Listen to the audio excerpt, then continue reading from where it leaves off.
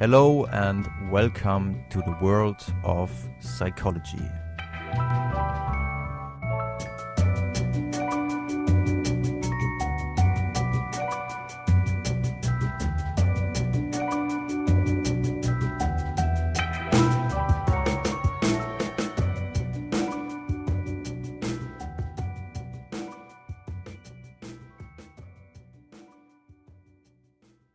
This is my very first episode in English. Maybe you've already became aware of my accent. I'm in fact from Germany. I'm a German psychology student, a German podcaster. So this is my first episode in English, but it's not my first podcast episode. In fact, I've produced quite a lot of episodes in German up to now. But I realized that there are many people interested in psychology and especially in psychological research. And this is what the podcast is going to be about. It's about the recent research in psychology. So we are not going to talk about Pavlov's operant conditioning or Maslow's pyramid of needs. We are going to look at studies that have been published in the last years or maybe this year. So this is what I'm really a little bit nerdy about. I really enjoy reading all this stuff and I enjoy sharing this stuff. But enough blah blah for the moment.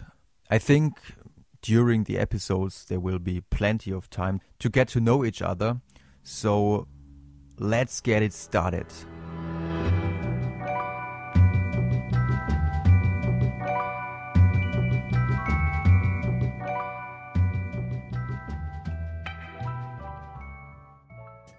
I'd like to begin with a quote from the famous inventor of the light bulb, Thomas Edison. Somehow he is responsible for the fact that people today sleep much less than 200, 100 or even 70 years ago.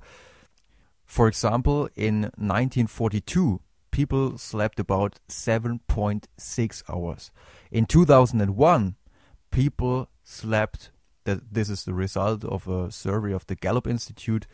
People slept only 6.7 hours. So people sleep almost 1 hour less than about 70 years ago. And one main reason for this development, of course, is the invention of the light bulb. So let's take a look at the quote. When I went through Switzerland in a motor car so that I could visit little towns and villages, I noted the effect of artificial light on the inhabitants. Where water power and electric light had been developed, everyone seemed normally intelligent. Where these appliances did not exist and the natives went to bed with the chickens, staying there until daylight, they were far less intelligent. So obviously, Edison had the opinion that people having no electric light were as dumb as the chicken they went to bed with. Well, I suppose he meant that they went to bed at the same time and not, This indeed is a hypothesis we have to take serious. Because maybe people having electric light can stay awake longer and they can stimulate their brains by having cognitive stimulating discussions, or maybe they have time to read interesting books. So maybe this is for real.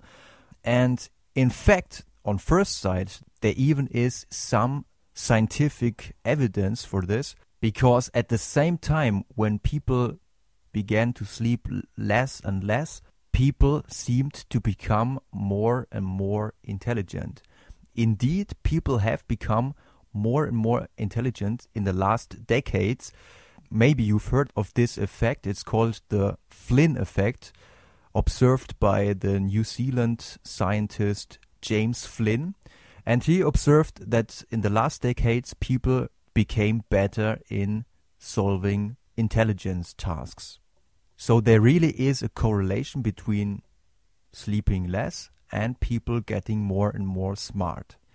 But it's only a correlation. And we have to be very careful with correlations because they don't tell us anything about the causal link. We don't know if sleeping less is really the reason for people getting more intelligent. In fact, there are many reasons to believe that other factors are more important.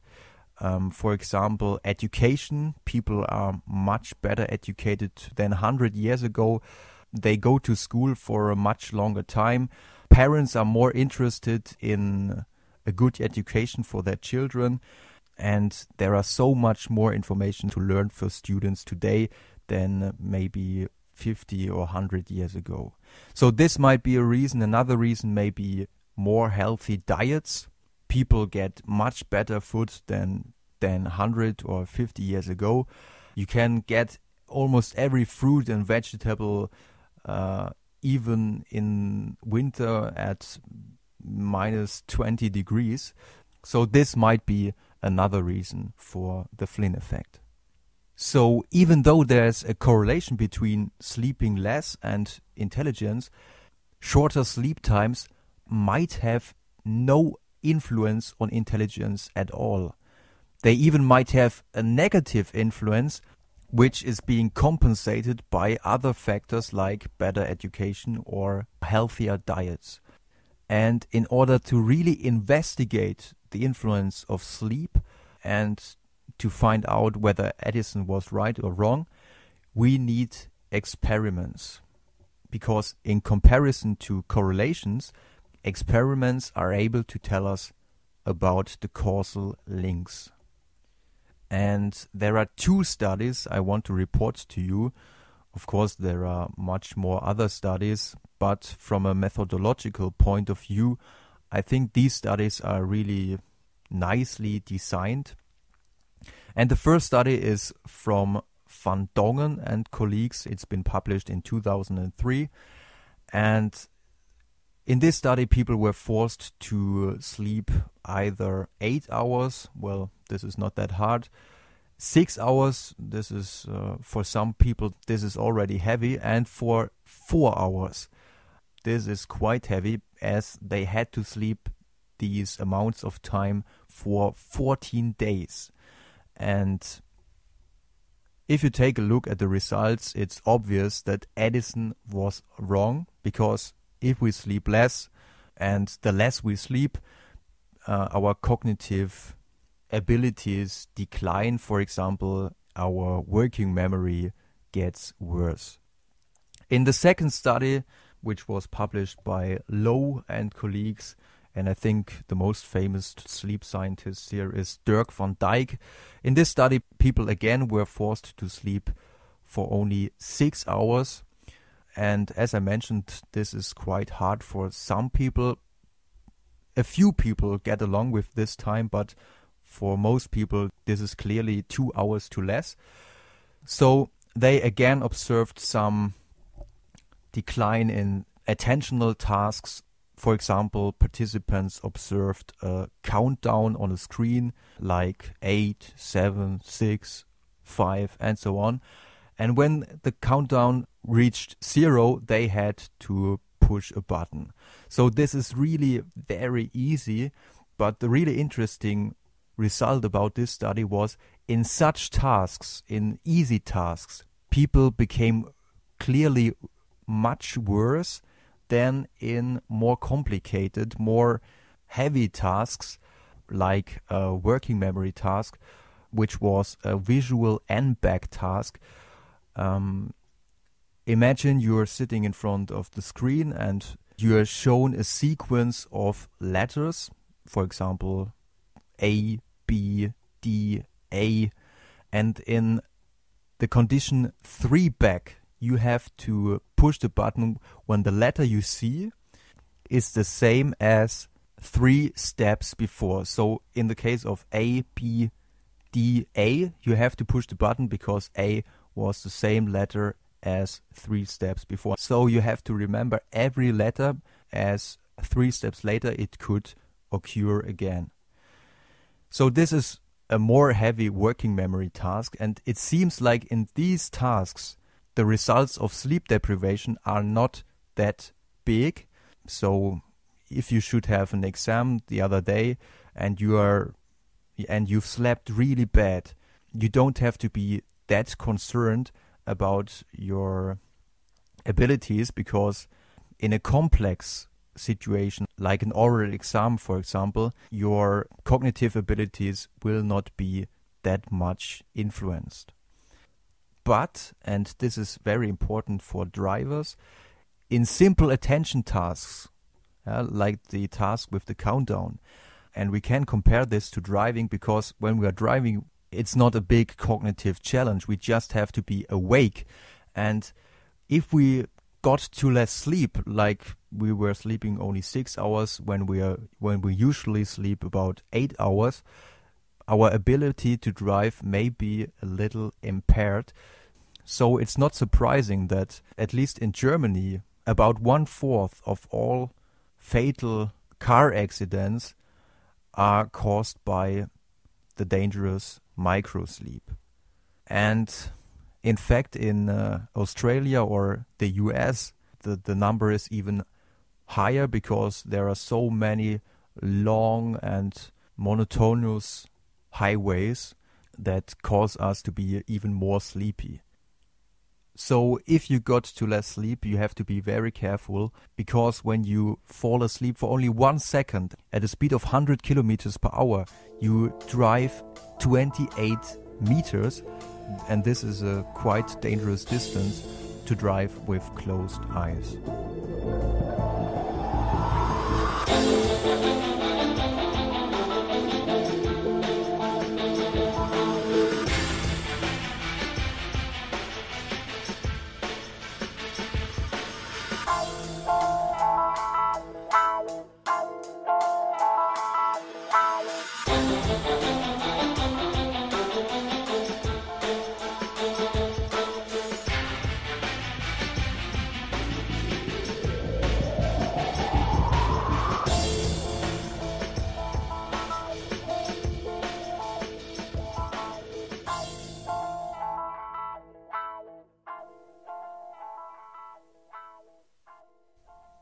So if sleep loss impairs cognitive abilities, this should really have consequences for education.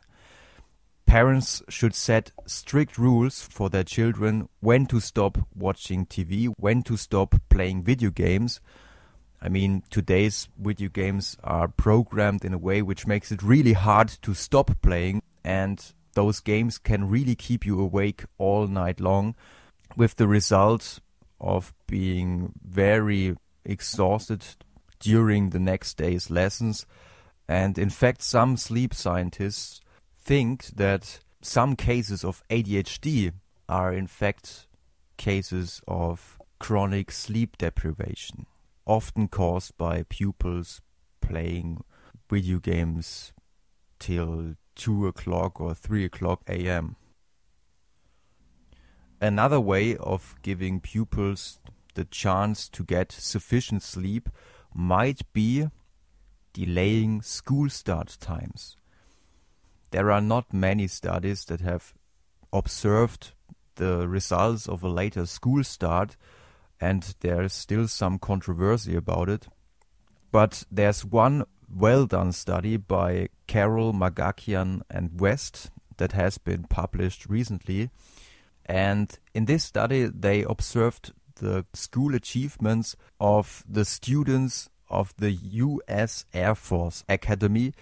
This was a really great sample to observe the effects of different starting times, because as there are too many students, not all students can be put in one course. So students are put in an earlier course or in a later course at random. And when Carroll, Magakian and West analyzed the grades of the students, they observed that those students who had to attend an earlier course did not only sleep less, they also had worse grades, and not only in this early morning course, but also in courses that were later that day. So it seemed like having to attend an early class means that you get less sleep, And this seems to have consequences for your achievement in this early morning class. And as you have a sleep deficit, this seems to influence your performance in the following classes. So there's indeed some evidence that students might profit from later school starts.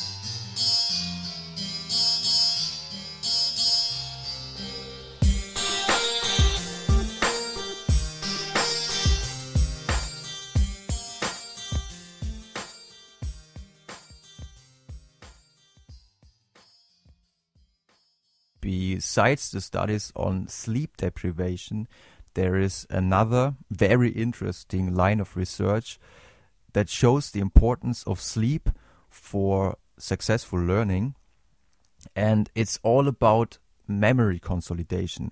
In fact, there's more and more evidence that during sleep there seems to be a replay.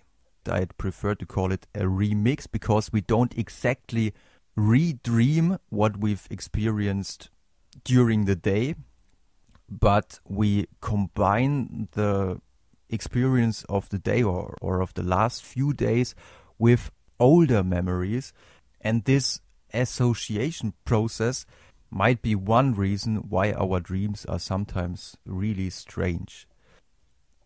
As I mentioned, there are more and more studies that support the idea of a replay.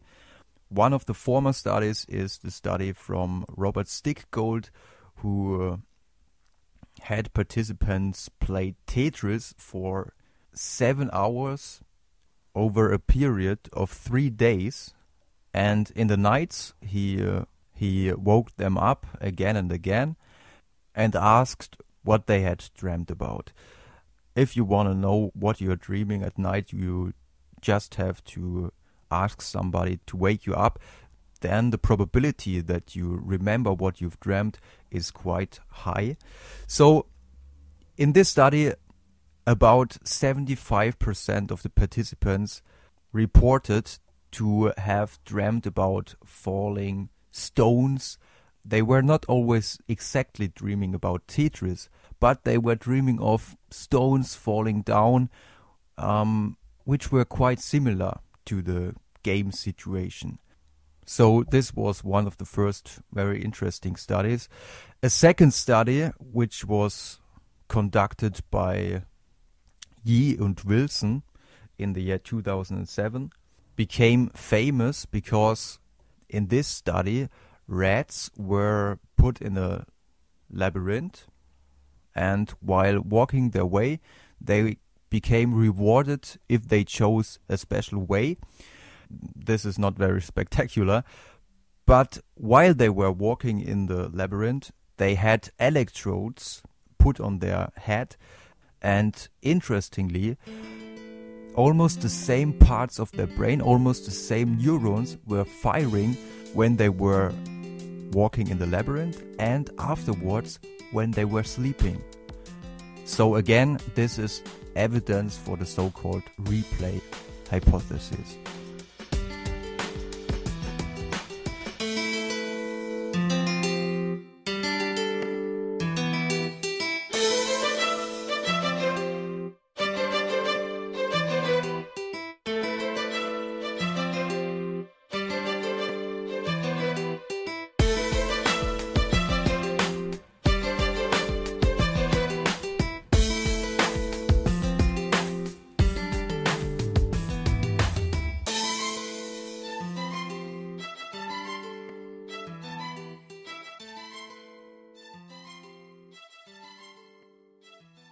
If there's a replay, why is there a replay or a remix?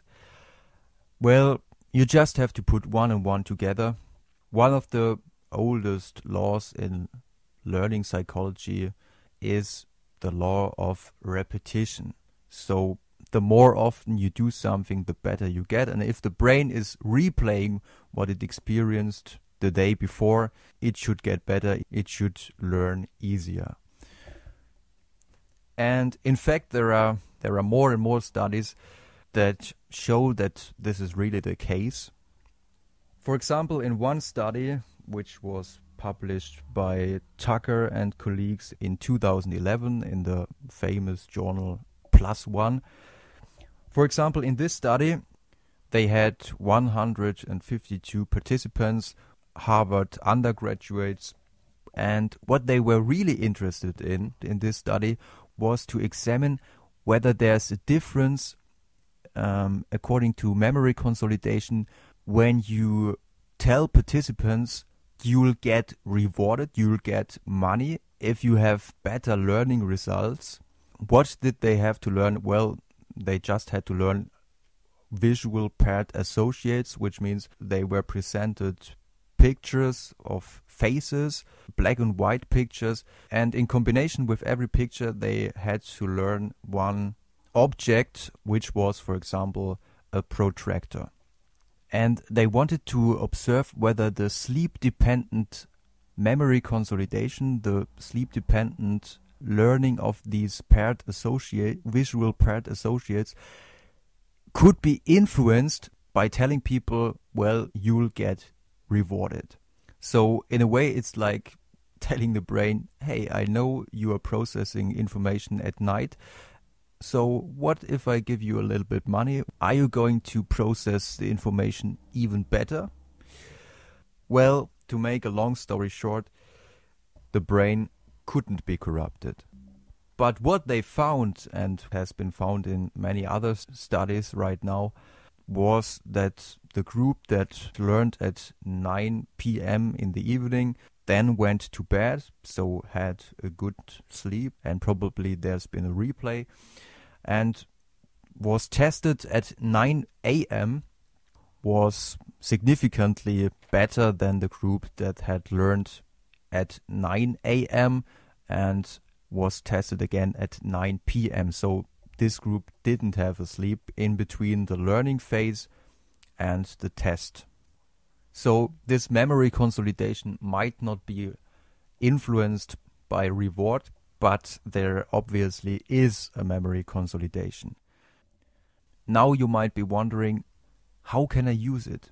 If sleep is important for learning, when is the best time to learn? Is it better to learn at 3 p.m. or maybe it's better to learn at 9 p.m. before we go to bed? So the last study we're going to talk about was exactly about this question. The title of the study is "The timing of learning before night sleep differentially affects declarative and procedural long-term memory consolidation in adolescence." It's been published by Johannes Holz and colleagues in July 2012. In this study, 50 female participants aged 16 to 17 years were divided in two groups. One group learned at 3 p.m. and the other group learned at 9 p.m. The participants of both groups had to learn two tasks. One was about word pairs, like for example the word pair river and boat. So this was a little bit like learning vocabulary, and when they were tested again, they were just shown the word river and they had to put in boat. So this was not very complicated. The other task was a motor task, which was in fact just a motor task for your fingers. They had to put in a sequence of numbers as fast as possible. For example, they had to type in the numbers 4, 2, 3, 1, 4. And this as fast and as correct as possible. The results for this finger tapping task were like they had expected. The group that had learned in the evening at 9 p.m. and was retested at 9 a.m. after a night of sleep, they performed significantly better, and they even performed significantly better 7 days later. the results for the word pair test were more surprising, because the group that had learned at 3 p.m. and was retested the same day at 9 p.m. achieved better results. So maybe, but we have to be very careful here, even the scientists are very careful with their conclusion, because the results for the word pair tests were not that statistically robust.